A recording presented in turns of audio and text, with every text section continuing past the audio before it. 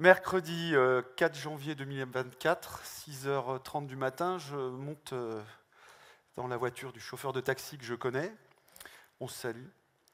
Et puis il me dit tiens, il se passe des choses bizarres sur mon téléphone. J'ai des vidéos YouTube qui ont été poussées.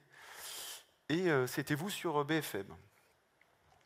Et il continue et me dit vous parliez de SCI, d'obligations. C'était très compliqué, j'ai pas bien compris, puis je vous avoue que j'ai essayé de regarder une ou deux fois derrière et j'ai pas compris, j'ai laissé tomber. Et puis tout à trac, il me dit écoutez, vous savez que moi aussi je fais de l'investissement.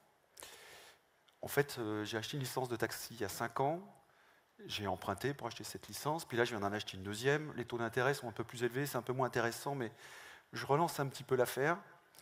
Voilà, et il m'explique un petit peu ce qu'il fait, et au bout de 5 minutes, en fait, je réalise qu'il fait à peu près la même chose que moi. Enfin, il ne le dit pas dans les mêmes mots, mais il fait à peu près la même chose. Effectivement, il fait des placements, des investissements très rentables. C'est quelqu'un de très courageux, qui travaille beaucoup. Mais c'est une grande leçon pour moi, parce qu'en définitive, je n'ai pas compris qu'il ne comprenne pas, et donc c'est lui qui a raison. La morale de tout ça, un 4 janvier au matin, à 6h30, c'est que l'épargne, il faut comprendre. Et il n'a pas compris. Et pourquoi est-ce qu'il faut comprendre? Pourquoi est-ce que l'épargne, qui est un sujet important, il faut comprendre? Et quels sont les mécanismes en nous qui font que c'est quelque chose en fait d'un peu traumatisant, de stressant de placer son argent? Alors là-dessus, moi j'ai quelques idées et une des choses de mon point de vue qui fait que l'épargne est un acte traumatisant, ça remonte un petit peu à la nuit des temps. Il y a une histoire qui me vient en tête, c'est celle de la guerre de Troie. Voilà. Je ne fais pas partie de ces gens qui pensent qu'Homère, qui a écrit une histoire formidable, extraordinaire, en fait était dans le vrai. Je ne crois pas une seconde que les Grecs aient fait 10 ans de guerre pour les seuls beaux yeux de la belle Hélène. Je pense qu'ils faisaient une chose importante pour eux, qui était d'aller prendre du trésor, prendre le trésor, s'enrichir.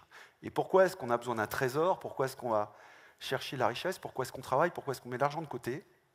C'est pour se prémunir du lendemain, parce qu'on ne sait jamais ce qui peut se passer, et parce qu'on a besoin d'avoir une visibilité sur l'avenir. Alors, dans nos sociétés, on est quand même assez protégé, tout ça est quand même assez aseptisé. Dans d'autres parties du monde, ça veut dire beaucoup de choses. Et je vais illustrer mon propos par des exemples très simples qui nous touchent tous. Quand on travaille, donc on a l'intention de mettre de l'argent de côté, c'est pour préparer son avenir, et on doit faire des sacrifices. Faire des sacrifices, ça peut être des choses anodines, mais qui touchent beaucoup nos émotions, comme par exemple ne pas pouvoir emmener ses enfants tous les matins à l'école, ne pas pouvoir être là quand ils vont se coucher, renoncer à faire des choses avec des amis, avec sa famille. Ça peut être aussi du stress, ça peut aller très loin le stress, il y a des gens qui font des burn-out au travail. Ça peut être de la souffrance physique. Oui, encore aujourd'hui dans nos pays, il y a des gens qui pour travailler usent leur corps. Et donc, mettre de l'argent de côté, épargner, c'est faire des sacrifices, c'est des douleurs. Et alors, ce qu'il faut bien comprendre, c'est qu'en plus de ça, c'est de la douleur et de la souffrance et du stress qu'on peut nous avoir transmis. On peut être le dépositaire sur une génération, 2 générations, 3 générations. Et tout ça pourquoi? Pour préparer un futur qui va nous donner un espoir d'une vie meilleure. Et cette vie meilleure, c'est quoi? C'est des choses très simples.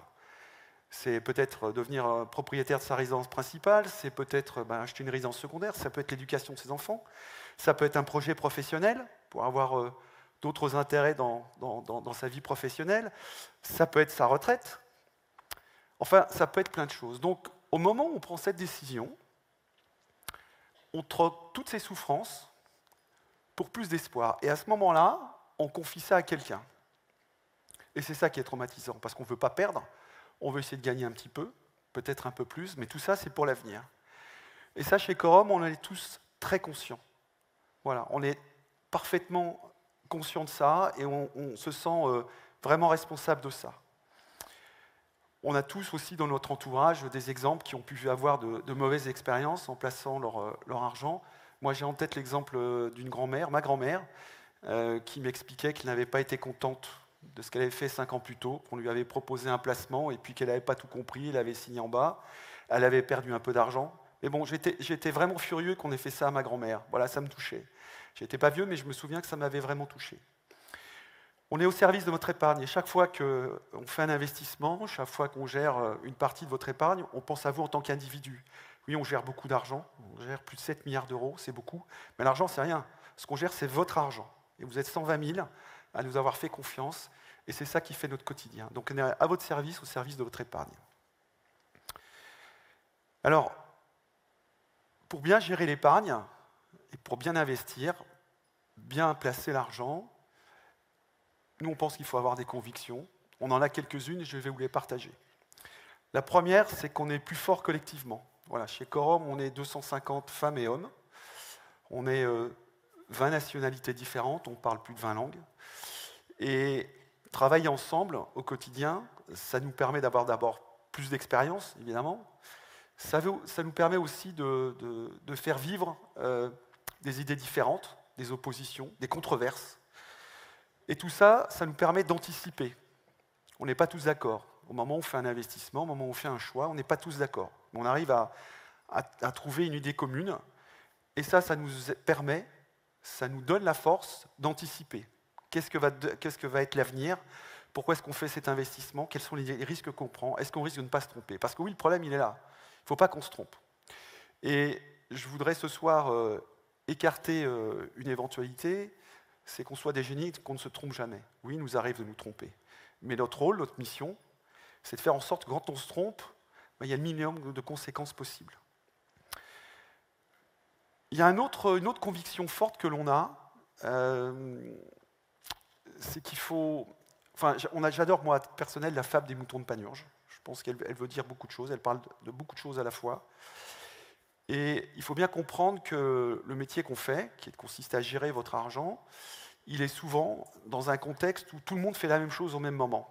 Et tout le monde fait la même chose au même moment, ça crée des situations qui correspondent à une mécanique physique universellement connue, qui est celui de la pression et la dépression. D'ailleurs, en matière de météo, on parle de pression ou de dépression.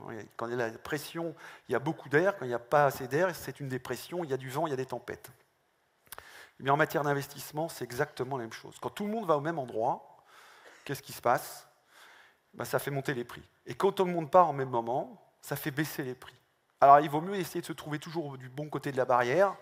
Et du côté de la barrière, au moment où on vend, tout le monde part, il faut essayer d'acheter, parce qu'il y a les prix sont bas. Et au contraire, quand tout le monde achète, il faut mieux être vendeur, parce que vous bénéficiez de prix élevés. Et ça aussi, on le vit tous dans notre vie de tous les jours. Hein. On va dans une salle de concert, tout le monde arrive au même moment, on est tous agglutinés au même endroit pour essayer de rentrer, et puis c'est un peu un moment de souffrance, parce que tout le monde veut rentrer en même temps, ça crée des tensions. Voilà. Notre métier, c'est ça. Et le phénomène des moutons de Panurge, il vient vraiment amplifier ce phénomène, et il vient montrer une chose très compliquée. Et ça aussi, c'est important dans la psychologie, pour vous épargnants, mais aussi pour nous qui gérons votre argent, c'est que quand on n'est pas dans le troupeau, oui, le troupeau, il protège. Quand on est tous ensemble, rassemblés, on est protégés, on est dans la masse. Quand on n'est pas dans le troupeau, quand on est à côté du troupeau, quand on fait un pas à côté, on a un sentiment de solitude. Peut-être qu'on s'est trompé. Il faut avoir la force de se dire, non, je ne me trompe pas, je sais à peu près ce qui va se passer, je suis convaincu de ce qui va se passer, et donc je me mets à côté et je vais dans ma voie. La troisième chose, c'est qu'on a une vision responsable de notre métier. Alors d'abord vis-à-vis de vous, c'est ce que je disais en préambule de mon propos, on est responsable de votre argent, de votre épargne. Ça veut dire que quand on n'est pas capable de trouver des solutions qui correspondent aux objectifs qu'on vous a annoncés, on arrête de vous solliciter, on vous dit non, c'est pas possible. On ne peut pas continuer dans cette voie-là et on ne va pas continuer à vous proposer ce produit. Il y a une autre partie qui fait qu'on se sent extrêmement responsable, c'est l'usage qu'on fait de votre argent. Alors évidemment pour vous, mais aussi l'usage concret, réel. Je m'explique. Par exemple, quand on investit votre argent dans une obligation, à travers nos fonds obligataires, on va prêter de l'argent à une entreprise. Cette entreprise, elle va financer un projet. Ces projets vont créer des emplois. Ils vont permettre à l'entreprise de dégager plus de chiffre d'affaires, donc plus de résultats. Elle va payer des impôts. Ces impôts vont permettre à l'État lui-même d'entretenir, par exemple, des fonctionnaires qui vont travailler à l'éducation nationale. Voilà. Donc tout ça, c'est un cercle vicieux, peut-être, mais surtout extrêmement vertueux, parce que personne n'aime payer des impôts. Oui, Mais tout ça, ça fait partie d'un dispositif global qui fait qu'une société fonctionne. Et votre épargne, en fait, elle irrigue, elle fructifie, elle valorise tout ce dispositif. Elle sert à quelque chose, elle n'est pas inutile. Ça, c'est extrêmement important. La quatrième chose, c'est qu'à l'image d'une plante qu'on va planter dans le sol, qui va grandir, qui va devenir un arbre, quand on gère l'épargne, il faut penser long terme. Voilà, tout ne se fait pas en un claquement de doigts. Non, il faut du temps. Il faut du temps aux choses. Et pour faire des investissements intelligents, en tout cas raisonnés, il faut du temps. Il faut un peu de patience et ne pas croire au miracle. Enfin, ce que je voudrais vous dire ce soir, c'est que tout ce qu'on fait, c'est à votre service. Il y a une chose dont on est convaincu, c'est que si nos intérêts sont alignés avec les vôtres, alors vous et nous, on va gagner ensemble. Et gagner ensemble, c'est quoi? Pour vous, c'est que votre épargne puisse se développer, puisse fructifier, en tout cas qu'elle corresponde à vos attentes en termes de résultats, de performance. Et puis de notre côté, évidemment, ça permet à notre entreprise qui s'appelle Corum de se développer, parce que si vous êtes satisfait, vous allez le dire, vous allez le partager. Et évidemment, ça va nous permettre d'accompagner et de développer ce qu'on a construit depuis 12 ans. En conclusion, ce soir, ce que je voudrais vous dire, c'est que vous êtes 120 000 à nous avoir fait confiance. J'espère que les résultats qu'on va vous annoncer ce soir pour 2023 seront à la hauteur de la confiance que vous nous avez accordée. Et puis pour ceux d'entre vous qui ne sont pas encore associés d'un de nos fonds, qui n'ont pas investi dans un de nos produits d'épargne, je voudrais vous dire qu'il faut prendre le temps. Je vous ai expliqué tout à l'heure que l'acte d'épargner était un acte traumatisant.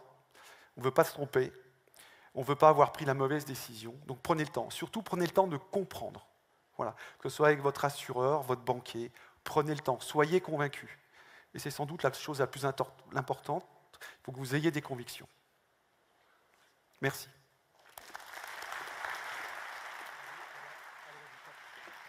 Il ne faut pas s'en aller tout de suite, Frédéric. Bonsoir. C'est pas facile l'exercice, hein. Vous pouvez l'applaudir un petit peu plus fort que ça. Frédéric, approchons-nous un petit peu. Comprendre, c'est le maître mot de notre soirée et ce sera l'objectif également d'Alexis et Philippe qui vont nous rejoindre dans quelques instants pour la présentation de ces résultats. L'an dernier, à la même époque, Frédéric, sur cette même scène, tu avais conclu en disant que 2022 avait été une année d'opportunités. Je voudrais savoir si ça a été le cas aussi en 2023. Alors 2023, effectivement, on vous avait annoncé à la conclusion, je me souviens de cette même réunion, on vous avait annoncé que 2023, il y aurait également des opportunités. On l'avait annoncé notamment pour les fonds obligataires, puisque les taux d'intérêt étaient remontés fortement. Vous allez voir que ce qu'on vous avait annoncé s'est produit. Voilà, les fonds obligataires ont eu une très belle performance. On est dans un contexte qui est celui qu'on connaît. Voilà, l'inflation a été très forte au long de l'année 2023, les taux d'intérêt sont restés élevés. Et donc, on a été aussi dans un contexte chahuté, notamment sur le marché immobilier. Je ne sais pas si vous vous souvenez, 2022 a été une année compliquée pour les obligations. 2023 a été une année à la fois compliquée, mais pleine d'opportunités. Voilà, et c'est ce que Alexis et Philippe, qui vont nous rejoindre bientôt, vont vous expliquer. Donc oui, 2023 a été une année faite d'opportunités, et j'espère que vous serez convaincus que 2022 et 2023 ont été des années faites d'opportunités. J'espère que vous serez convaincus que ce qu'on a fait pour vous pendant cette année 2023 a été à la hauteur des objectifs que vous attendiez de nous. On va le voir en chiffres, Frédéric, dans quelques instants. Avant cela, quelques images pour remonter le fil, revoir ce qu'il s'est passé en 2023 pour vous, épargnants, et notamment avec toutes les innovations proposées par Corum l'épargne. Et on se retrouvera juste après pour détailler les résultats.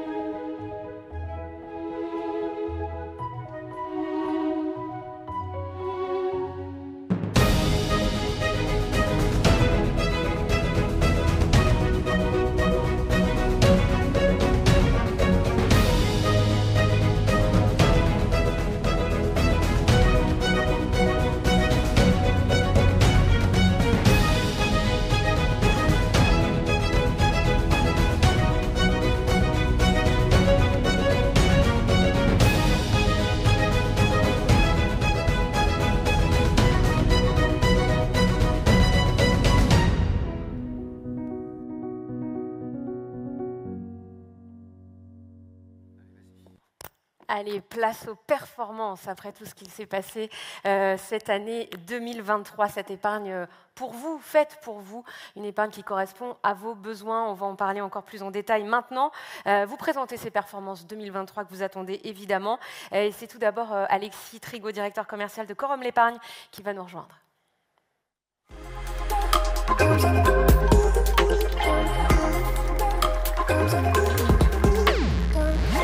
Alexis, bonsoir. Bonsoir à toutes, bonsoir à tous, bonsoir Gaël. On va d'abord commencer en parlant de l'épargne, vie et retraite. Alors sachez qu'on a reçu énormément en amont de cette soirée, énormément de questions que vous vous posez, vous épargnants. Alors on va essayer de répondre au maximum d'entre elles ce soir au fil de cet événement. Pour les questions auxquelles on n'aurait pas répondu, eh bien, vous aurez l'occasion évidemment de les poser à vos conseillers, peut-être dès ce soir à l'issue de cet événement, les poser évidemment à vos conseillers. Je le disais, première partie, épargne vie et retraite, assurance vie et retraite, bien sûr. Alors, on va peut-être rappeler brièvement ce qu'est une assurance vie avant de présenter les performances 2023. Oui, c'est vrai, tu l'as dit tout à l'heure, le maître mot ce soir, c'est comprendre. Donc, je suis sûr que dans cette salle, derrière votre écran, vous êtes tous experts de l'assurance vie, mais pour ceux qui connaissent un peu moins ce fonctionnement, on va y revenir brièvement. L'assurance vie, c'est très simple. C'est finalement deux choses. Un contrat d'assurance et un produit d'épargne. Aujourd'hui, on privilégie même l'assurance vie plus comme un produit d'épargne que comme un produit d'assurance.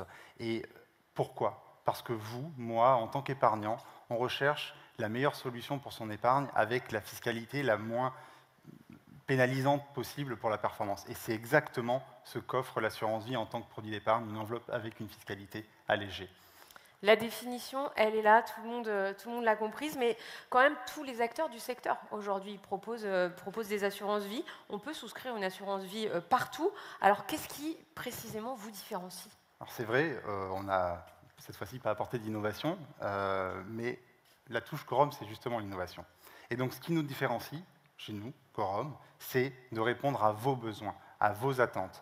Et donc, quand on a pensé ce contrat d'assurance vie, quand on s'est réunis autour de la table il y a 3 ans maintenant pour créer notre compagnie d'assurance vie, on est parti de vos besoins, et vos besoins, c'était de retrouver nos expertises, des expertises Quorum au sein d'un contrat d'assurance vie, mais à notre façon.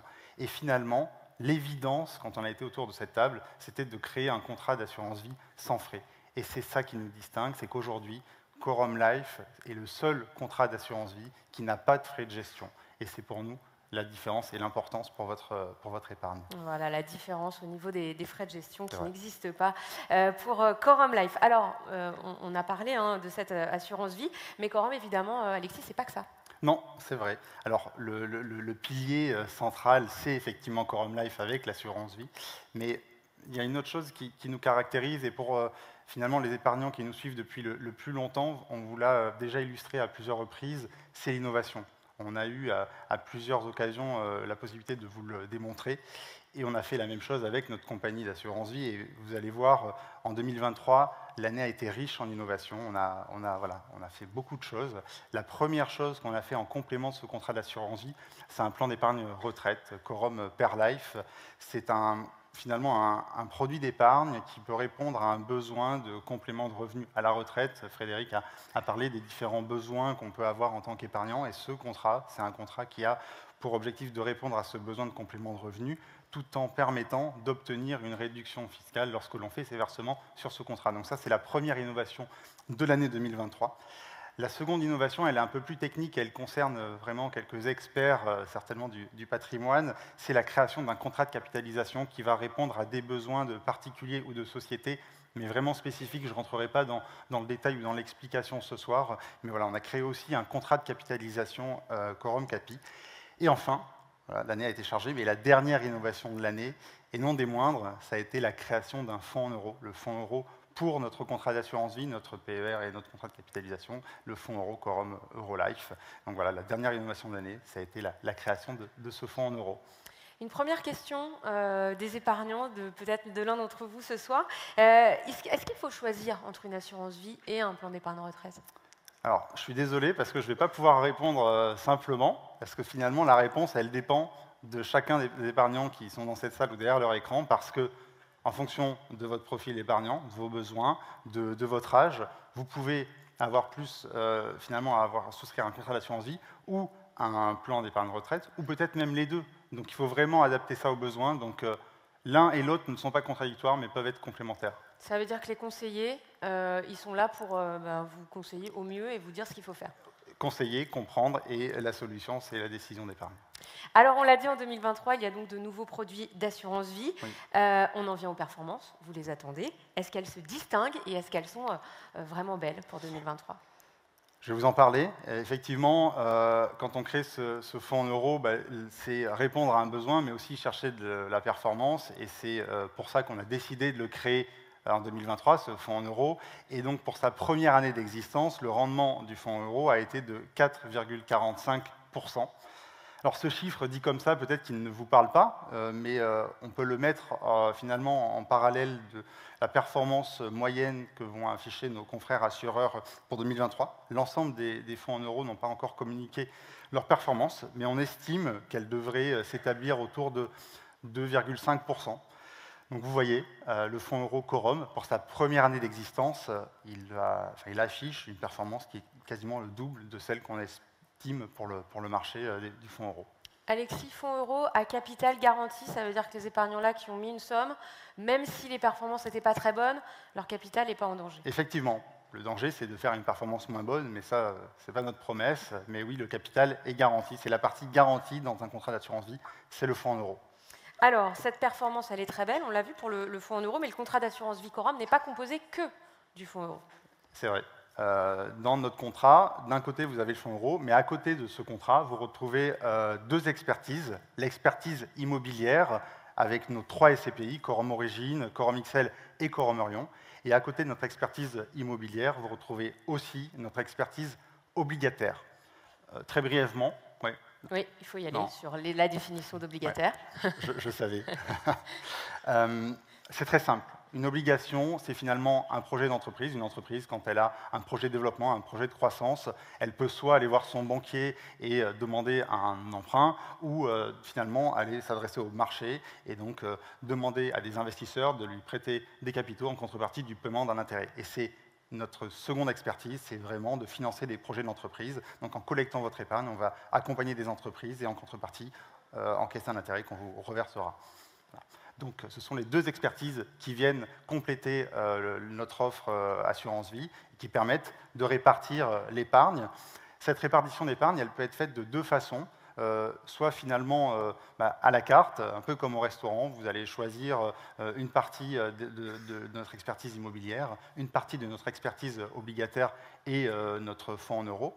Mais pour vous simplifier votre choix en tant qu'épargnant, on a aussi créé des profils, déterminé des répartitions entre l'expertise immobilière, l'expertise obligataire et les fonds euros. Et donc ça, c'est plutôt la partie formule, menu, où vous avez des formules qui sont déterminées pour finalement simplifier le choix. Mais à nouveau, adapté à chaque épargnant. Chaque épargnant Exactement. choisit la composition de son contrat. Alors dites-nous un petit peu ce qu'il en est des performances de ces différentes formules. Je vais vous parler de la performance des 4 formules les plus retenues ou les plus souvent retenues par nos épargnants. Mais on l'a dit tout à l'heure, le maître mot, c'est comprendre. Et ce que j'aimerais, c'est que vous compreniez comment on est arrivé à finalement ces performances pour ces 4 formules. Celui qui ne comprend pas, il lève le doigt. Ouais, et on vous voit en plus. On vous voit bien. Ouais. L'année 2023, vous l'avez peut-être constaté, on a vu beaucoup d'articles, ça a été l'année de l'obligataire, l'année des placements obligataires. Pourquoi ? Parce qu'on a eu des taux d'intérêt qui ont fortement remonté, donc des niveaux de rendement très élevés, et ça a contribué finalement à générer de la performance sur les fonds obligataires. Pourquoi je vous dis ça ? C'est vraiment pour que vous compreniez après comment se constitue cette performance dans les formules. Donc, si vous regardez les performances, la formule la plus performante est celle, vu que l'année 2023 a été l'année obligataire, la meilleure performance est celle où vous retrouvez finalement une majorité de nos fonds obligataires. C'est la première formule qui est Quorum Life Entreprise. À côté de cette première formule, vous avez d'autres formules où vous avez un équilibre entre SCPI et fonds obligataires, où vous avez des performances entre 7,7 et plus de 8% et demi. Mais j'insiste sur quelque chose d'autre, c'est l'importance de la diversification. Je dis que 2023, c'est l'année de l'obligataire, une année qui a contribué à finalement nous permettre de réaliser de très bonnes performances pour votre épargne, mais on voit que la diversification a permis aussi de générer de très bonnes performances. Et dans le temps, cette diversification, c'est peut-être la meilleure sécurité pour vous, épargnants. Donc là, 9,8%, 8,8%, etc. Belle performance. On peut l'assurer ce soir. On l'assure, en tout cas, on espère qu'elle vous satisfasse. Question des épargnants qui a été posée. Si je suis déjà détenteur de parts de SCPI, est-ce qu'il y a un intérêt à ouvrir un contrat d'assurance avec encore de l'immobilier dedans? Alors oui, vous l'avez vu, effectivement, certaines de nos formules où, à la carte, vous pouvez effectivement décider d'investir votre épargne en SCPI, aussi en assurance vie. Ça ne va pas répondre aux mêmes besoins. Si vous avez des parts de SCPI en direct dans votre patrimoine, Miguel, quand tu as des parts de SCPI, généralement, je peux le supposer, c'est pour finalement bénéficier d'un revenu complémentaire. Parce que les parts de SCPI, tous les mois, elles te reversent une partie des loyers qu'elles encaissent des immeubles du patrimoine qui composent cette SCPI. Donc toi, ça te génère un revenu complémentaire. Dans l'assurance vie, il faut bien comprendre que ces revenus, ils vont capitaliser, ils vont venir augmenter la valeur de l'épargne de votre contrat. Donc c'est plutôt en prévision d'un besoin futur, soit de capital ou de revenus, qu'on ouvre un contrat d'assurance vie avec des parts de SCPI. Donc les deux sont assez complémentaires ou sont finalement à retenir en fonction d'un moment de vie qui peut varier d'un épargnant à un autre. Mais oui, ce n'est pas contradictoire. Ce n'est pas incompatible Non. d'avoir les deux. Non, non. On en a déjà parlé un petit peu. On va parler de l'obligataire. Maintenant, 2023 a été l'année de l'obligataire. Est-ce qu'on peut d'abord faire un petit parallèle avec 2022? L'an dernier, à la même période, les performances des fonds obligataires, elles étaient négatives. Cette année, elles sont très bonnes. Comment ça s'explique? Ça s'explique parce qu'on est dans un univers qui a totalement changé. On est dans un moment, enfin en 2023, on est dans un moment où les taux ont fortement progressé, alors que 2022, on arrivait d'un monde où tous les taux d'intérêt étaient proches de zéro. On pensait que ça allait durer de façon indéterminée. Pas nous, hein, mais effectivement, le marché l'avait complètement oublié, qu'on avait connu pourtant cette phase de taux d'intérêt très élevé il y a quelques années. Et ça a été un vrai changement de cap. Et ce changement de cap, il a été très bénéfique en 2023 pour la performance de nos fonds obligataires. Et c'est ce qu'on va voir maintenant. On a sélectionné 3 de nos expertises. Le premier fonds obligataire dont je voudrais vous parler, c'est notre fonds historique, c'est BCO. C'est un fonds dont la stratégie a été lancée en 2008. Le maître mot de ce fonds, c'est la régularité. C'est finalement essayer de protéger votre capital quand ça ne va pas très bien, exemple en 2022, même si on peut avoir une valeur qui baisse, et ça a été le cas en 2022, mais ça a été le cas pour la première et unique fois depuis 2008. Et à l'inverse, quand ça va bien, c'est d'essayer d'accompagner ce moment ou ce mouvement favorable dans le marché obligataire. Et c'est ce qui s'est produit en 2023 avec une performance de plus de 8% pour BCO. À côté de ce premier fonds, il y a Corum Butler Entreprises. Là, c'est un fonds qui est dynamique, qui va effectivement être plus dans un sillage d'aller chercher de la performance et d'essayer de faire mieux que son marché. Et c'est ce qui s'est produit en 2023, où là, l'équipe a réussi à atteindre une performance relativement remarquable de 12,87%. Corum B-E-H-I, pas Corum Butler Entreprises. Pardon, ah oui, voilà. Merci. Ça veut dire que tu suis bien. Parce qu'en plus, les acronymes ne sont pas très explicites. Merci, Gaëlle. Donc on reprend celui-là quand même, parce que c'est celui qui a une très très belle performance. Et effectivement, voilà, c'est un fonds qui est beaucoup plus dynamique et finalement, c'est quelque part la rémunération de la prise de risque. Et enfin, un fonds qui se distingue des autres, c'est Corum Butler Entreprises, c'est le troisième. Contrairement aux deux autres, c'est notre fonds daté, c'est le fonds qu'on a lancé l'année dernière, c'est un fonds daté, c'est-à-dire que c'est un fonds qui a une échéance, qui a une date de remboursement, une date de fin, à laquelle on vous rembourse votre capital, augmenter des intérêts, augmenter de la performance qui aura été générée dans l'intervalle. Sa date de remboursement, c'est 2029. Et c'est pareil, c'est un fonds qui a une performance relativement bonne, plus de 11% en 2023. Dans le contexte actuel, si je suis épargnant, c'est une question qui a été posée aussi, est-ce qu'il faut privilégier celui qui a la meilleure performance cette année ou pas forcément? Encore une fois, tu me poses des questions qui ne sont pas simples en termes de réponse parce que ça dépend de ton profil, ça dépend de ton horizon d'investissement. Le plus simple à appréhender, et c'est celui que je retiens là, dans cette slide, c'est Corum Butler Entreprises. Parce qu'il a la lisibilité d'une date de fin, 2029, donc en 2029, le capital est remboursé, augmenter des intérêts. sa première année est l'illustration d'une performance relativement bonne. Je rappelle que c'est un fonds qui a un objectif de performance, non garanti évidemment, mais un objectif de performance annualisé de 5%. Donc on voit que pour sa première année, le contrat est plus que rempli. Et le marché, j'en ai parlé tout à l'heure, des taux d'intérêt est encore élevé, donc ça veut dire que les opportunités d'investissement restent présentes. Donc ça nous permet de faire encore, si je puis dire, de bonnes affaires. On sait que cette fenêtre, elle va pas être relativement longue, mais en tout cas, on estime qu'au premier trimestre de l'année, on devrait encore pouvoir saisir ces opportunités. Donc, Quorum Butler Entreprise serait une très bonne idée pour toi. Ouais, c'est encore celui-ci qui prime en ce début d'année. Les taux d'intérêt sont encore élevés, mais on attend une potentielle baisse là. On a beaucoup parlé d'obligataires, notamment sur cette année 2023. Est-ce qu'il est toujours pertinent, si les taux baissent, d'investir de ce côté-là? Oui, alors, effectivement, on anticipe une baisse. Elle s'est un peu amorcée, même si la fin d'année dernière a été assez contrariante, mais le mouvement, il est engagé. Le plus compliqué, c'est peut-être la temporalité, mais ce changement entre la hausse des taux et la baisse, ça y est, on est passé dans un moment où les taux commencent à se réduire. Maintenant, le temps va être un peu plus long, mais les opportunités, elles restent, parce que on l'a connu dans le sens inverse, mais les taux, ils vont pas. Là, on est à peu près, on a un peu plus de 6%, ils vont pas passer à zéro demain. Donc, on a encore le temps de continuer à faire de bonnes affaires, et même au contraire, aujourd'hui, acheter une obligation qui a un rendement de 5, 6, 7%, si demain les taux passent à 2 ou 3, bah, finalement, on aura quelque chose dans nos mains qui rapportera beaucoup plus. Donc, oui, au contraire, c'est le moment de faire de bonnes affaires. Ouais, c'est toujours un bon moyen là d'expliquer et de comprendre le contexte et de comprendre ce qu'on peut encore faire cette année. Merci beaucoup Alexis. On va vous retrouver dans quelques minutes parce qu'il y aura peut-être quelques questions de la salle. On a parlé donc là de l'assurance vie, de l'obligataire. On va parler maintenant des performances des SCPI sur le marché immobilier. Et c'est Philippe Servézy qui va vous succéder. Merci beaucoup.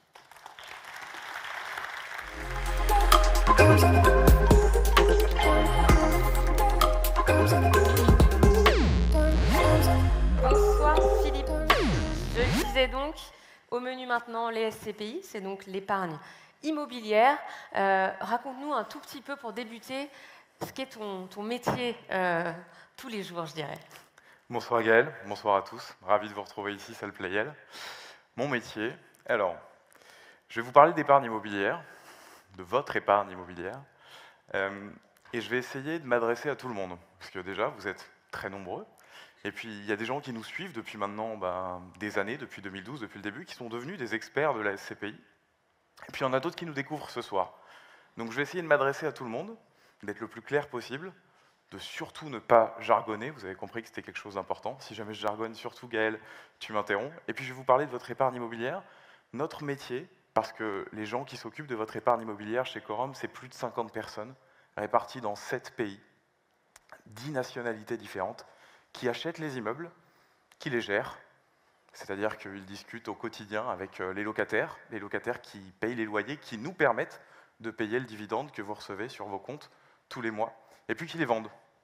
Donc on va essayer d'expliquer ça de façon la plus claire possible. Et de parler et d'expliquer les performances 2023. Rappelons un petit peu d'abord les objectifs de rendement de ces SCPI, des objectifs qui, dans l'histoire de Quorum, ont toujours été atteints, souvent dépassés. Tout à fait, des objectifs que vous connaissez pour certains d'entre vous, 6% sur Quorum Origine, 5% sur Quorum XL, 4,5% sur Quorum Eurion. Ce rendement, qu'est-ce que c'est? Tout simplement, c'est la somme des dividendes que vous avez reçus tous les mois, tout au long de l'année, exprimé ici en pourcentage. Alors, quid de l'année 2023? Eh bien, les objectifs sont tenus, 6,06% sur Quorum Origine, 5,40% sur Quorum XL, 5,67% sur Quorum Eurion. Alors, les objectifs sont tenus, certes, mais ça baisse un peu par rapport à l'année dernière, alors qu'on aurait pu imaginer qu'avec l'inflation, les loyers auraient pu augmenter. 2 minutes, je vois, on est tout de suite dans le vif du sujet. Très bien. Effectivement, tu as raison Gaël, ça baisse par rapport à l'an dernier. Pour ceux qui étaient parmi nous, l'an dernier, on était à 6,88 sur Quorum Origine, on était à 5,97 sur Quorum XL et à 6,47 sur Quorum Eurion. Alors, la question c'est, pourquoi est-ce que ça baisse? Ça tient en 3 explications. La première de ces causes Rappelez-vous, on en avait parlé ici l'an dernier. En 2022, on a augmenté les prix de part de vos 3 SCPI de façon assez conséquente, entre 3 et 5%. Qu'est-ce que ça veut dire augmenter les prix de part? Prenons un exemple. Pour ceux qui ont pris une part de Quorum Origin, qui ont acheté une part de Quorum Origin en 2012, et qui s'en souviennent, vous avez payé 1 000 € pour acquérir une part de Quorum Origin. Si vous réalisez à nouveau cet exercice aujourd'hui, en 2023, vous allez payer 1 135 €. Ça veut dire que la part s'est appréciée, en 12 ans, d'un peu plus de 13%. Pourquoi est-ce que ça a un impact sur le rendement? Comment est-ce qu'on calcule ce rendement? Je viens de vous le dire, on additionne tous les loyers. Mais comment est-ce qu'on l'exprime en pourcentage? Tout simplement, c'est une division. On divise la somme de tous ces loyers par un chiffre, le prix de part. Mécaniquement, si vous augmentez ce prix de part, vous baissez le rendement. C'est une bonne nouvelle alors ou pas, de l'augmenter ce prix de part? Alors oui, c'est une bonne nouvelle. C'est une bonne nouvelle parce que ça veut dire qu'on concrétise une valorisation de votre patrimoine directement dans votre poche. On pourrait dire, le patrimoine s'est valorisé, mais on ne touche à rien. On reste en haut des classements parce que ça n'impacte pas le rendement. Mais si vous nous avez suivis depuis 2012, que vous avez payé 1 000 € votre part et que vous voulez sortir aujourd'hui, que vous voulez vendre parce que, par exemple, vous avez un projet immobilier, votre plus-value, vous ne la réalisez pas parce qu'on n'a jamais augmenté le prix de part. À l'inverse, si ce prix de part augmente, vous vendez pour 1 135 € aujourd'hui et vous avez eu une amélioration de la valeur qui reflète finalement la valorisation de votre patrimoine et qui reflète aussi le travail de valorisation de la société de gestion. Mais c'est un vrai choix, comme tu le dis. Donc oui, c'est une bonne nouvelle, mais ça a un impact sur le taux de rendement de l'année suivante. Donc c'est pour ça que vous le voyez sur les rendements de 2023. Il y a 2 autres éléments qui expliquent cette légère baisse par rapport à 2022. Le premier, Alexis et Frédéric en ont beaucoup parlé, donc je ne vais pas développer, c'est tout simplement qu'emprunter coûte beaucoup plus cher en 2023. Or, vos SCPI ont recours à l'emprunt pour acheter des immeubles. Pas énormément, en moyenne environ 10% d'argent qui vient des banques supplémentaires à la collecte de votre épargne pour acheter en 2023, mais ça a quand même un impact relativement important, puisque rappelez-vous, en 2022, l'emprunt coûtait environ 1%. Là, forcément, votre SCPI, elle paye des frais financiers plus importants, donc ça diminue légèrement la performance. Et puis, il y a un troisième élément, c'est les ventes. En 2022, on a vendu pour plus de 140 millions d'euros. On a généré plus de 30 millions d'euros de plus-value. En 2023, dans un marché de l'immobilier, on va en reparler, très favorable à l'investissement, un petit peu moins favorable à la vente, forcément, puisqu'il y avait moins d'acheteurs. On a vendu pour 25 millions d'euros. On a généré plus de 4 millions d'euros de plus-value, ce qui est bien, mais ce qui a forcément également pas le même impact que les 140 millions de ventes qui ont été réalisées en 2022. Voilà ce qui explique cette légère baisse. On y reviendra dans quelques instants sur ces achats et ces ventes. Il y a une question d'un épargnant. Attention, accrochez-vous. Pourquoi Quorum XL reste inférieur à Quorum Origin en dépit d'un indice de risque supérieur et des promesses sur l'opportunité anglaise sans cesse renouvelées? Je ne vous cache pas, j'espère qu'il a plus compris la question que moi. Alors, je ne sais pas si cet épargnant est dans la salle, mais si c'est le cas, il peut être relativement fier de lui. Vous pouvez vous manifester, monsieur, si vous voulez, parce que pour le coup, vous êtes un vrai expert pour poser une question comme ça. Vous connaissez bien, et c'est très bien. On va la reformuler. Je vais la reformuler pour que tout le monde comprenne. Cette question, ce qu'elle veut dire, c'est pourquoi est-ce que Quorum XL, aujourd'hui, affiche une performance qui est inférieure à celle de Quorum Origin. Et ensuite, il parle de la promesse anglaise, puisque Quorum XL est une SCPI qui a été créée en réaction au Brexit en 2017. L'idée, c'était de profiter justement du Brexit, de la baisse des prix de l'immobilier en Angleterre et de la baisse des prix de la livre sterling qui avait baissé fortement suite au Brexit. Et donc, ce que nous demande ce monsieur, c'est vous nous avez parlé de cette opportunité en Angleterre, mais ça ne se reflète pas dans les chiffres que je vois. Comment est-ce qu'on l'explique? Vous voyez, il y a un troisième indicateur sur la diapositive qui est derrière moi. Je n'ai pas d'yeux dans le dos, j'ai le retour ici. Et vous voyez un indicateur qui s'appelle le taux de rendement interne, qu'on appelle le TRI. Qu'est-ce que c'est que le TRI? Je vais essayer de le décrire le plus simplement possible. C'est tout simplement votre retour sur investissement. Il comprend plusieurs éléments, notamment le taux de rendement qu'on donne chaque année, qu'on donne ici, qui est juste au-dessus. Il comprend également les augmentations de prix de part, mais l'indicateur le plus important dans la détermination de ce taux de rendement interne, ce sont les ventes. et les éventuelles plus-values que vous réalisez. Or, Quorum Origin, pour comparer les deux, a vendu pour plus de 350 millions d'euros depuis sa création en 2012. Quorum XL, c'est 1,7 milliard de patrimoine aujourd'hui pour 20 millions d'euros de vente. C'est pour ça que cet indicateur aujourd'hui, il est beaucoup plus faible. En revanche, là où je rejoins cet épargnant et où il a raison, c'est que 2024, ça doit être l'année où Quorum XL commence son plan de vente, son plan de cession, parce qu'on est au-delà des 5 années réglementaires qui nous permettent de vendre et qu'on devrait rentrer sur un marché un peu plus favorable aux ventes. Et il se trouve qu'on a une trajectoire plutôt ascendante de la valeur de la livre sterling, la fameuse monnaie du Royaume-Uni, depuis maintenant quelques semaines, qui doit nous aider à mettre en place également ce plan de vente. Donc je donne rendez-vous à ce monsieur dans un an, en espérant qu'on commence On aura vendu le plan de vente de Quorum XL et Quorum qu'on aura des bonnes nouvelles. Voilà, on en reparlera l'année prochaine un petit peu à la même époque. Alors Quorum XL, on en a parlé, on va s'arrêter un petit peu sur Quorum Origin et ses performances SCPI qui ne déçoit pas, on peut le dire comme ça, et ce depuis le début d'ailleurs. Oui, alors Quorum Origin, c'est vrai que c'est notre SCPI historique qui a été lancée en 2012. On voit qu'elle a toujours tenu son objectif de 6%. Elle l'a même souvent dépassé. Elle tient à nouveau cet objectif en 2023. On l'explique par différentes raisons, des choses dont on vous a souvent parlé, par exemple en Assemblée Générale. La diversification, c'est une SCPI qui est pan-européenne, qui est présente dans 13 pays. Elle est diversifiée également en termes de typologie d'immeubles. Il y a du bureau, il y a du commerce, il y a de l'hôtellerie, il y a de la logistique, il y a de la santé. Mais avant tout, et c'est la base de toute SCPI, il y a des locataires. Et il y a des locataires qui vous payent des loyers. Et c'est la chose la plus importante. Et ça veut dire que vos immeubles sont occupés par ces locataires. Parce que pour vous payer des loyers, il faut qu'il y ait une contrepartie. Et cet indicateur, il s'appelle le taux d'occupation en SCPI. Et vous le voyez affiché, le taux d'occupation de nos SCPI, il est très élevé. Plus de 98%, si je fais une moyenne, sur les trois SCPI. C'est la base. C'est la base parce que ces loyers qui sont payés par nos locataires, c'est concret, c'est l'argent que vous voyez tous les mois arriver sur votre compte en banque. Donc c'est la raison majeure de la performance de Quorum Origin. Il y en a une autre, sur le long terme, on a vu que Quorum Origin existe depuis maintenant 2012, c'est une SCPI sur laquelle on a pu vendre aussi des immeubles. Et ça a généré de la performance. Alors d'ailleurs, comment on décide, ou pas d'ailleurs, de vendre un immeuble?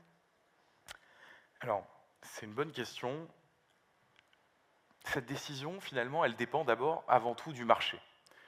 Je vais revenir un tout petit peu sur ce que disait Frédéric en préambule, quand il était devant vous tout à l'heure. Il a parlé d'un phénomène de pression-dépression. C'est finalement un peu la même chose sur les marchés immobiliers. Il y a des moments où tout le monde veut acheter la même chose. Il y a des moments où tout le monde veut faire la queue pour aller au même concert. C'était l'image que Frédéric avait reprise. 2022, c'était plutôt un marché assez intéressant pour vendre. Et pour ceux qui s'en rappellent, je ne sais pas si vous vous en souvenez, on avait vendu un immeuble de bureau à Francfort pour 95 millions d'euros. On avait réalisé à ce moment-là 24 millions d'euros de plus-value. 2023, comme vous l'avez sûrement lu, on a vu beaucoup d'articles de presse anxiogènes sur l'immobilier, les prix de l'immobilier ont plutôt baissé. Donc c'était très difficile de créer de la concurrence pour générer des belles ventes. Parce que si vous voulez bien vendre un immeuble, il faut qu'il y ait plusieurs acheteurs potentiels, il faut faire monter les prix. Et évidemment, cet exercice, il est beaucoup plus difficile en 2023 qu'en 2022, puisqu'il y a moins d'argent qui circule, l'accès à l'emprunt est plus difficile, donc il y a moins d'acheteurs potentiels. Donc, en 2023, on a fait le choix de se tourner vers des immeubles peut-être un peu plus aptes à être vendus au cours de cette année, donc des volumes plus faibles. Un des exemples que vous voyez derrière moi, c'est ce supermarché en Espagne qui a été vendu. Alors si on regarde le pourcentage, on est même meilleur que l'an dernier, puisqu'on vend 42% au-dessus de notre prix d'acquisition. Mais forcément, on vend sur un volume de 9 millions d'euros, donc ça a moins d'impact que sur un volume de 95 millions d'euros, comme l'an dernier. Un petit mot sur cette crise immobilière qui est avérée, qui pourrait durer encore un petit peu, compte tenu des taux d'intérêt encore élevés et de l'inflation. Comment Quorum compte traverser cette crise finalement et est-ce qu'il y a un peu d'inquiétude à avoir du côté des épargnants? Alors, je comprends qu'il y a un climat anxiogène sur l'immobilier. On a tous lu des articles un petit peu difficiles tout au long de l'année 2023. On n'a pas de boule de cristal. On a une équipe de recherche qui travaille très bien. Et ce qu'on pense, c'est que peut-être que le pire est derrière nous. Pourquoi est-ce qu'on pense ça? Parce qu'il y a un discours des banques centrales qui a un peu changé au cours du mois de décembre, qui a laissé sous-entendre qu'on avait atteint un pic au niveau de la hausse des taux d'intérêt, Alexis et Frédéric en ont parlé, et qu'on pourrait constater des premières baisses de taux d'intérêt au cours de l'année 2024, probablement à la fin du premier semestre. S'il y a cette baisse des taux d'intérêt qui se matérialise, petit à petit, les prix de l'immobilier vont remonter. Donc, on peut penser que l'année 2024 est peut-être une des dernières fenêtres d'opportunité avant un petit moment pour pouvoir acheter dans de très bonnes conditions. Mais pour ça, il faut qu'on ait la confiance des gens, la confiance des épargnants pour continuer à avoir de l'épargne à investir en 2024. Et pour avoir cette confiance, il faut aussi avoir des valeurs qui tiennent en 2023 dans un marché compliqué. Je vais me faire une dernière fois la porte-parole des épargnants, parce qu'ils ont beaucoup posé, vous avez beaucoup posé des questions sur les valeurs de part. Philippe, forcément, il y a un petit peu d'inquiétude. Est-ce qu'on peut éclairer nos épargnants ce soir sur cette valeur de part? Tout à fait. Vous le voyez également, les valeurs de part donc, qui sont les mêmes entre le 31 décembre 2022 et le 31 décembre 2023. On va même rentrer un tout petit peu plus dans le détail, puisqu'il y a eu une campagne d'expertise des immeubles qui a été faite au 31 décembre 2023, et vous allez voir que les valeurs de nos 3 SCPI sont relativement stables. Je voudrais revenir là-dessus parce que l'année 2023, finalement, c'est l'année de ces questionnements sur les valeurs. Et on a entendu des discours qui étaient parfois un peu étonnants. On entendait, on lisait que finalement, la valeur de l'immobilier baissait, donc c'était normal que les valeurs de part baissent. C'était pas si grave. Ça aurait même parfois une influence positive sur le rendement, c'est ce que j'évoquais tout à l'heure. Si ça baisse, effectivement, ça peut faire monter un peu les rendements. Et que voilà, c'était normal, il fallait l'accepter, c'était l'avis d'un épargnant. Chez Quorum, on est en total désaccord avec ce discours. Évidemment, quand vous venez vers nous pour parler de votre épargne, on est bien conscient que l'idée, c'est de la faire vivre, c'est de la stimuler, c'est de générer du rendement, en partant d'un certain capital, évidemment. Mais avant tout, la priorité, quand vous nous faites confiance, quand vous nous confiez votre épargne, c'est de la protéger, cette épargne, c'est de protéger ce capital. On ne peut pas le garantir, on n'a pas le droit réglementairement. En revanche, ce qu'on a le droit de dire, c'est qu'on mettra 100% de notre énergie au service de la protection de ce capital, sans le garantir. Et qu'évidemment, on mettra également 100% de notre énergie au service de la génération de rendement, parce que c'est ce que vous attendez.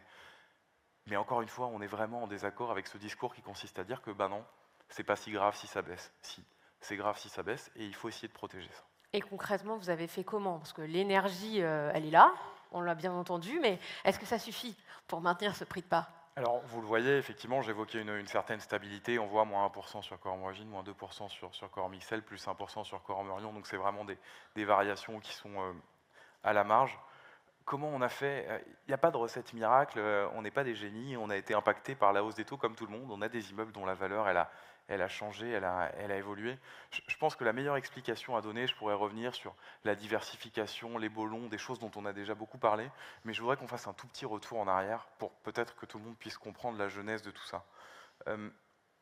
Quand on a commencé, qu'on a lancé Quorum Origin en 2012 et qu'on a fait les premiers investissements à l'étranger en 2013, en 2014, on a été très très critiqués. Certains d'entre vous, pour les plus anciens, ont peut-être entendu des choses. On entendait à l'époque, Quorum c'est des cow-boys, il faut se méfier. On faisait quelque chose de différent. À l'époque, le marché immobilier était très franco-français. Il y avait très peu de gens qui achetaient à l'étranger, certainement pas des SCPI. Nous, on l'a fait très vite, on avait une vraie conviction, on communiquait là-dessus. Et du coup, on a été un peu mis à l'écart, parce qu'on n'était pas dans le consensus de marché. On revient un peu à cette idée du mouton de panurge qu'évoquait Frédéric en préambule. Et puis nous, on a fait notre petit bonhomme de chemin. On a continué à investir à l'étranger, on a continué à se développer. Et ça nous a donné en fait une certaine avance, ça nous a donné du temps. En 2016, alors qu'on était toujours finalement parmi les seuls à aller à l'étranger, nous, on ouvrait nos premiers bureaux à l'étranger. On développait une véritable expertise. On recrutait des gens sur place. Les personnes dont je vous parlais qui composent l'équipe immobilière aujourd'hui, c'est à 50% des gens qui sont basés dans nos bureaux étrangers. C'est 10 nationalités différentes, comme je le disais. Et surtout, c'est des gens qui sont sur le terrain. C'est des experts locaux qui savent quand un immeuble est à vendre, qui savent quand il y a un problème avec un locataire, une entreprise dans un pays, qui savent quand il y a une bonne affaire à faire. C'est ces gens-là qui parlent au quotidien avec vos locataires, ces mêmes locataires qui payent les loyers, qui nous permettent de payer vos dividendes. Donc en fait, cette période pendant laquelle on a été un peu critiqués et on était les seuls à être très européens, aujourd'hui c'est moins le cas, depuis 2 ans on voit qu'il y a beaucoup de SCPI qui s'européanisent, et c'est une très bonne chose, mais ça nous a permis de développer nos compétences, notre expertise sur les différents marchés. C'est ce qui explique qu'aujourd'hui on est présent sur 18 pays avec des experts locaux à chaque fois, et c'est comme ça qu'on protège des valeurs. C'est avec des gens qui sont capables de discuter avec les locataires dans la même langue, de prolonger les baux, de créer de la valeur sur un patrimoine. Voilà, et c'est extrêmement important. La présence terrain pour garantir tout ça. Et il y a un autre élément. Il y a un autre élément sur lequel, sans le savoir, vous avez un rôle majeur. Ça fait des années qu'en Assemblée Générale, on vous dit, et parfois ça a créé de la frustration, qu'on vous dit qu'on limite la collecte de votre épargne. Alors ça peut créer de la frustration chez les épargnants, ça a créé certainement de la frustration chez nos partenaires CGP, je le comprends très bien. Et on vous a tenu un discours à ce moment-là qui était toujours de dire, s'il vous plaît, c'est quand le marché se retournera qu'il faudra nous faire confiance. On vous l'a dit, on vous l'a répété, j'en suis le témoin, j'ai fait un certain nombre d'assemblées générales avec vous. Mais il y a la parole et il y a les actes. Et en 2023, il y a eu les actes. Sauf que c'est toujours plus facile de dire oui, on vous fera confiance quand le marché est très porteur. En 2023, vous avez tous lu des articles de presse extrêmement anxiogènes sur l'immobilier, sur les SCPI. Malgré ça, vous nous avez confié plus d'1 milliard d'euros de votre épargne. Ça veut dire qu'en 2023, on a investi 1 milliard d'euros. Si je prends le début de la crise, en juillet 2022, on a investi plus d'1,6 milliard d'euros sur le marché immobilier grâce à vous. Ça veut dire qu'on a renouvelé entre 20 et 25% de la capitalisation totale de vos SCPI grâce à cette collecte de votre épargne. Sans le savoir, vous avez vous-même protégé vos valeurs en nous faisant confiance. Je tiens absolument à vous remercier pour ça, parce que vous avez eu un rôle absolument majeur. Vous nous avez mis en position de force en 2023 dans un marché qui était détérioré pour réaliser de bonnes affaires avec des prix de l'immobilier qui avaient baissé. Merci pour cette confiance. On fera tout pour vous la rendre à nouveau. Merci beaucoup, Philippe, et merci à toutes et tous. On arrive quasiment au terme de la présentation des résultats, beaux résultats que vous avez vus sous vos yeux. On va maintenant demander à Frédéric et Alexis de nous rejoindre à nouveau pour répondre à quelques questions, 3, 4 de la salle. Ils vont nous rejoindre.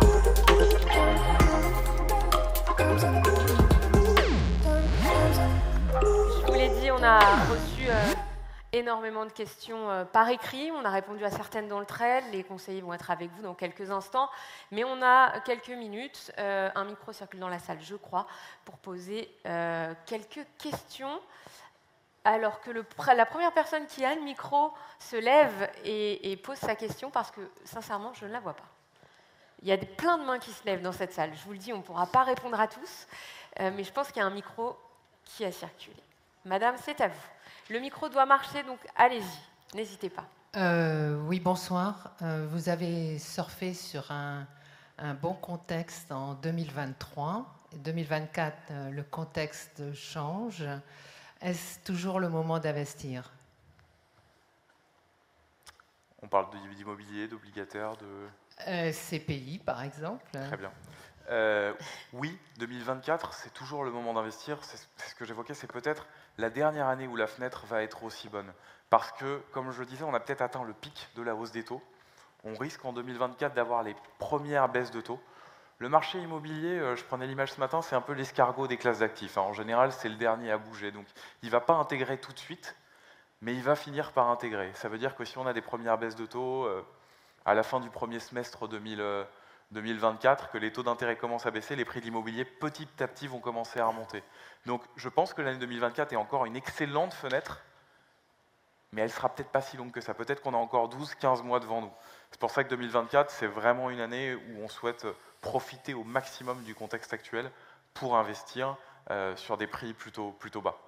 Alors c'est le cas, Philippe, dans l'immobilier, c'est le cas, messieurs, en assurance vie ou dans l'obligataire, on en a un petit peu parlé tout à l'heure. C'est ce que j'allais dire, mais c'est vrai que les deux expertises, elles sont assez liées, même si elles n'ont pas la même temporalité. Mais oui, c'est encore l'année aussi de l'obligataire à côté de l'immobilier. Donc 2024 nous offrira de très belles opportunités aussi pour les fonds obligataires du groupe. Frédéric, ils ont tout dit? Non, j'ai rien d'autre à rajouter par rapport à ce que viennent de dire ces messieurs. C'est Parfait. Une deuxième question. Qui a le micro? Oui, je vois le monsieur, mais je n'ai pas le micro et je crois qu'on... Voilà, je suis désolée. Et si la question n'est pas posée, monsieur, je vous rappelle, ils sont encore avec vous après pour prendre un verre, donc vous aurez l'occasion de la poser sans aucun problème. Allez-y.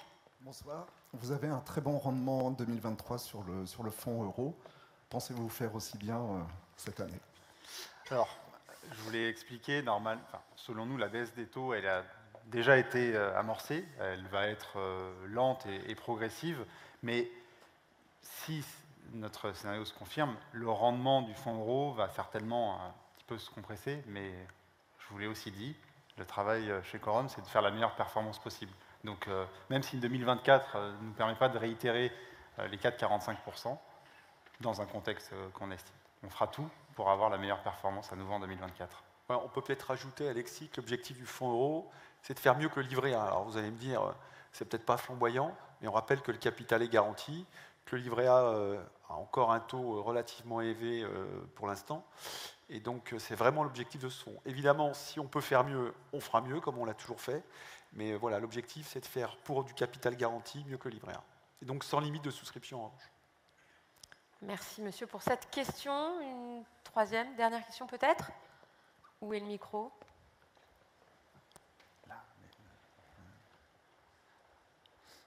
Allez, les mains se lèvent. Bonsoir à toutes, bonsoir à tous. Lionel, je viens du département de l'Isère. Moi, ma question sera très typée immobilier. Les marchés en 2023 ont été particulièrement chahutés, alors on l'a tous vu, mais on n'a pas vu du coup pour 2024. Est-ce que vous êtes confiant sur vos prix de part? Alors, effectivement, je répète un tout petit peu ce que je disais, mais oui, on est confiant parce qu'on pense que, justement, on a peut-être atteint le pic de la hausse des taux d'intérêt, ce qui signifie finalement le creux de la vague des prix de l'immobilier en 2023. C'est-à-dire qu'on pense qu'en 2024, avec la baisse des taux d'intérêt qui devrait s'amorcer, les prix de l'immobilier vont petit à petit remonter. C'est pour ça aussi que je disais que je pense que la fenêtre d'investissement va encore être intéressante en 2024, mais que ça ne va pas durer très longtemps. Et en fait, si on parle des prix de part plus concrètement, en 2023, il y a un sentiment de marché auprès des experts indépendants qui expertisent le patrimoine qui était forcément relativement négatif parce que vous avez des prix de l'immobilier qui baissaient, il n'y avait pas beaucoup de transactions et surtout vous aviez des taux d'intérêt qui ne faisaient que monter. Maintenant que cette hausse des taux elle est stabilisée, le sentiment de marché il s'est inversé.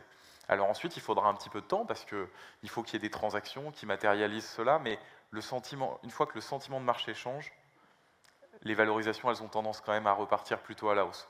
Donc oui, on est plutôt plus confiant pour 2024 que 2023, tout à fait.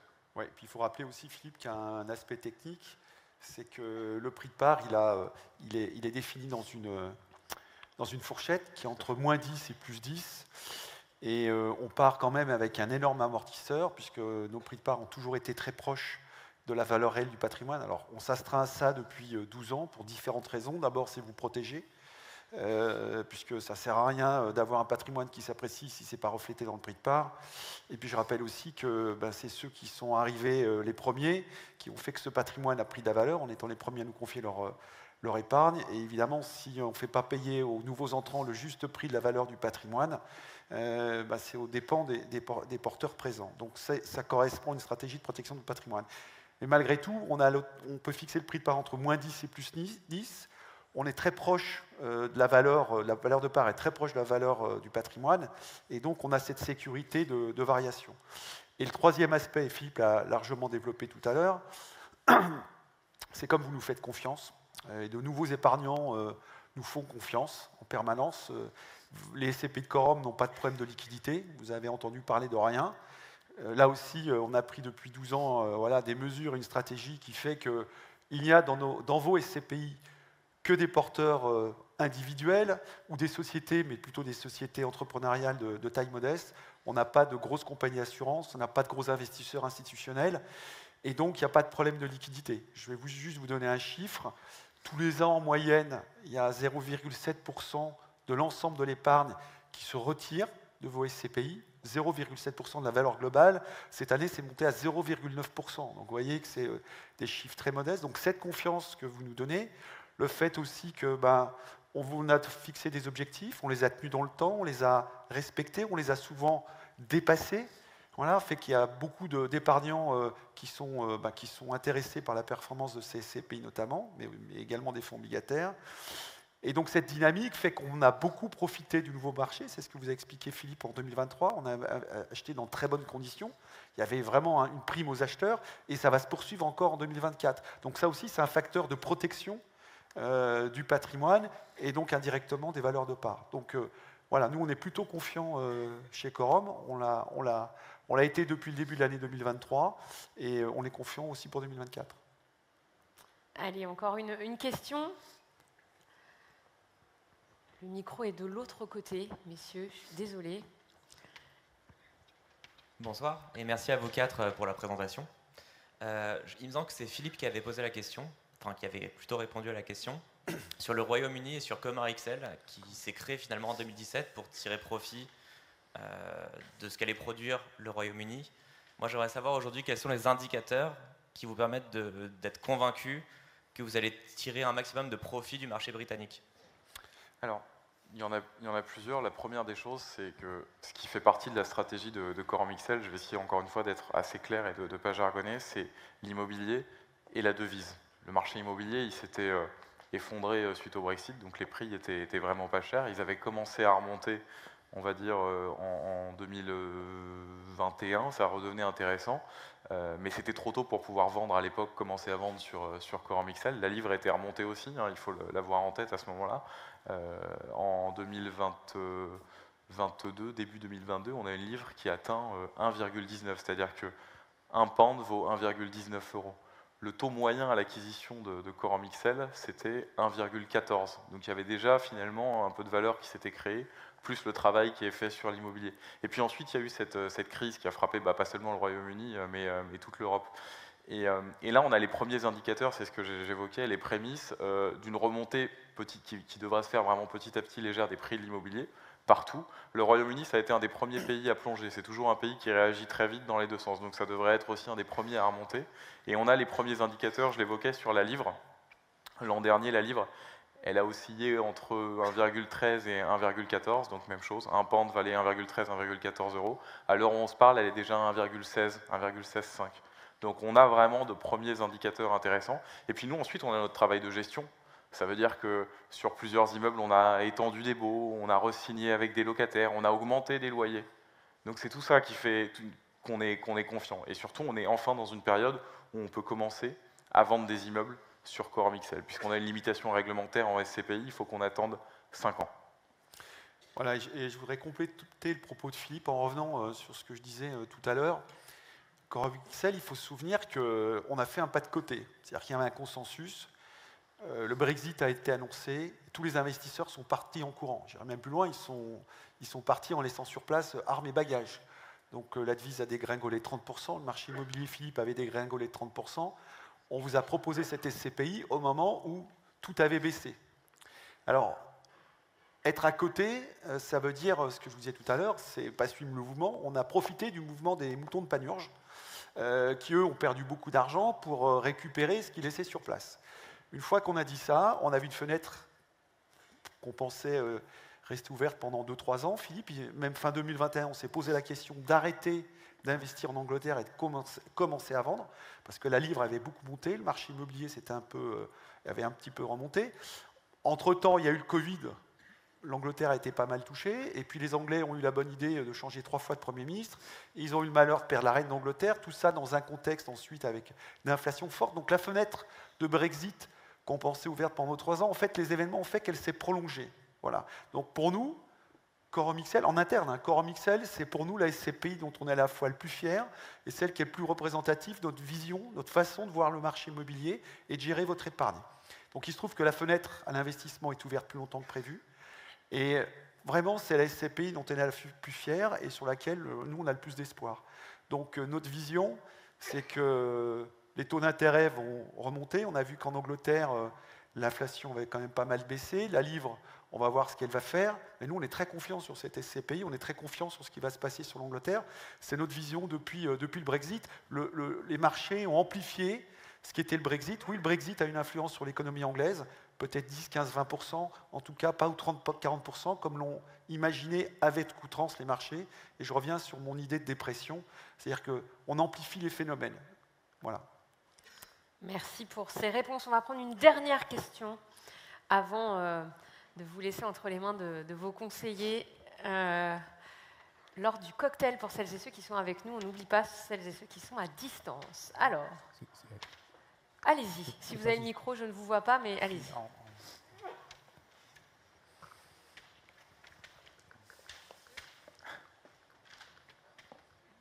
Oui. Vous avez beaucoup parlé de baisse de prix de l'immobilier, mais je ne vois pas trop... Enfin, j'ai l'impression que le prix de vos parts, les valeurs de reconstitution n'ont pas trop bougé. Alors, comment vous expliquez ça? On a des décompressions de taux de l'ordre de 1,5% en général sur l'ensemble des marchés. Donc, on devrait avoir des baisses de l'ordre de 15%, 15-20%. Et vous semblez passer au travers. Alors, je sais bien que vous avez collecté à peu près 25% de la capitalisation en 2023. Donc, évidemment, les valeurs de reconstitution en profitent. Mais quand même, j'aurais voulu plus d'explications. Il y a une première explication qui est purement mathématique. Je vais essayer d'expliquer ça de façon la plus simple possible. Quand vous achetez, ce qui vous protège en fait le plus d'un retournement de marché et donc d'une augmentation des taux d'intérêt et donc des taux de rendement, c'est votre prix à l'acquisition, votre rendement à l'acquisition. C'est purement mathématique. Si vous achetez un immeuble sur un taux de rendement, disons à 3%, je rappelle ce que c'est que le taux de rendement, c'est très simple, c'est le loyer sur le prix d'acquisition. C'est ce que ça vous rapporte en fait par an. Donc si vous achetez un immeuble à 3%, il vous faut 33 ans pour vous rembourser. Si vous achetez un immeuble à 3% et que les taux d'intérêt montent de 100 points de base, que ça se reflète dans la valeur de votre immeuble vaut 4%.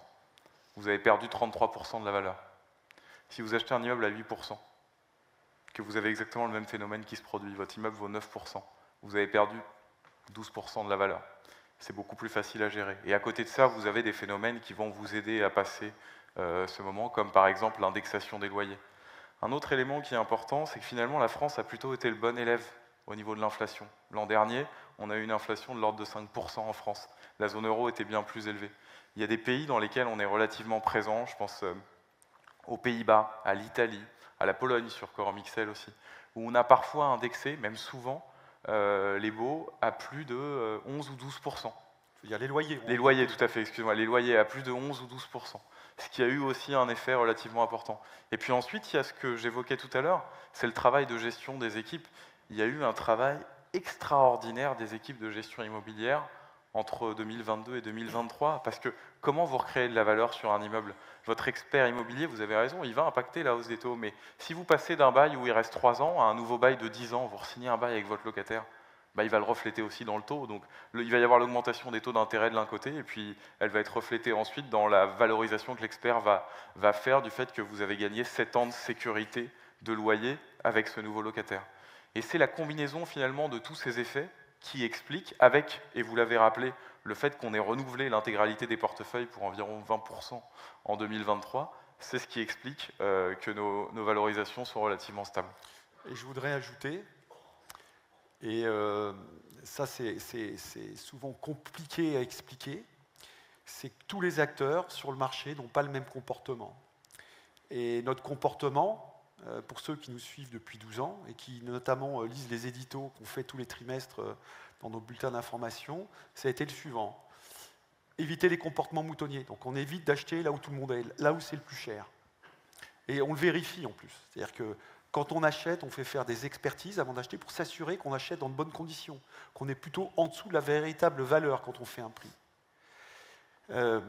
Autre acte très concret, et ça a été écrit dans les PV d'Assemblée Générale, notamment de la SCP Quorum Origine, c'est qu'on a limité la collecte depuis 2016, parce qu'on considérait que le marché était trop cher et qu'on ne trouvait plus les solutions à la fois pour éviter de prendre des risques sur le capital et puis maintenir la rentabilité.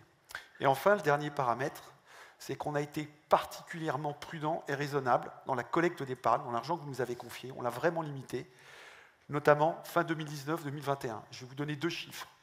Premier trimestre 2019, le marché des SCPI par rapport à l'année 2018 fait à peu près plus 40% de collecte. On suit le mouvement, on doit être à plus 30, plus 40. Deuxième semestre, même chiffre, le marché fait plus 40%. Notre collecte, elle, commence à décroître de 20%. Premier trimestre 2020, juste au début du Covid et juste avant que le Covid ait ses effets, le marché de la SCPI fait plus 50% par rapport au premier trimestre 2019. Les SCPI de Quorum collectent moins 50%. Ce que je suis en train de vous dire, c'est que non seulement on a été extrêmement précautionneux avec l'usage de votre épargne en essayant d'acheter au meilleur prix possible et en évitant de surpayer, de subir la surpression du marché, mais en plus de ça, on a évité de rentrer les toxines qui correspondaient à l'époque où les taux étaient à zéro, où le marché immobilier était le plus cher, et on vous a protégé à ce moment-là en refusant de prendre plus d'épargne qu'on ne considérait possible et qu'on considérait limite pour maintenir et protéger le capital. C'est très compliqué à accepter, c'est très compliqué à comprendre, mais c'est une réalité qui correspond à des faits. On s'arrête là-dessus. Vous avez tout compris ? Là, le premier qui dit non, on est foutu, hein, franchement. Bon, s'il reste quand même quelques zones d'ombre, pour celles et ceux qui sont ici, n'hésitez pas. Vos conseillers sont à votre disposition juste après, lors du cocktail. Pour celles et ceux qui sont à distance et qu'on remercie de nous avoir suivis, vous avez peut-être déjà dans votre boîte mail le détail des résultats qu'on a présentés ce soir. Et il y a sur le sujet un webinaire qui est prévu le 17 janvier prochain. Le cocktail, c'est dans quelques instants. Ils seront tous à votre disposition pour échanger. Nous, on va laisser la scène à Frédéric qui va évoquer en quelques mots l'année 2024, même si Frédéric, on en a déjà pas mal parlé. Merci beaucoup à tous. Merci.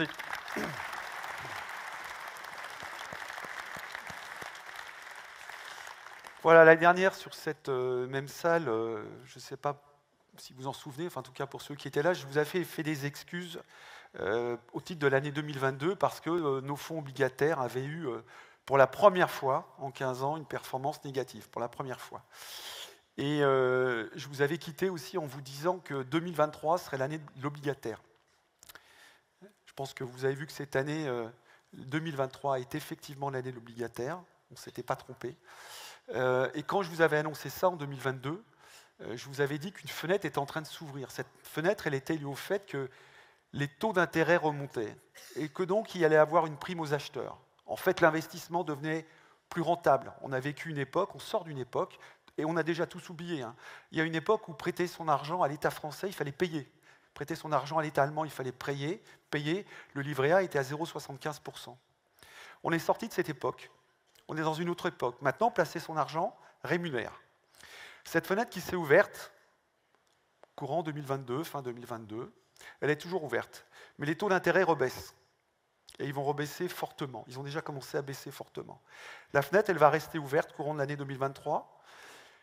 On va encore en profiter. Et moi, ma conviction, ce que je voudrais vous dire ce soir, c'est qu'investir, c'est maintenant ou jamais. Parce que cette fenêtre, elle va se refermer. Et cet moment extraordinaire, il permet de conjuguer 2 choses.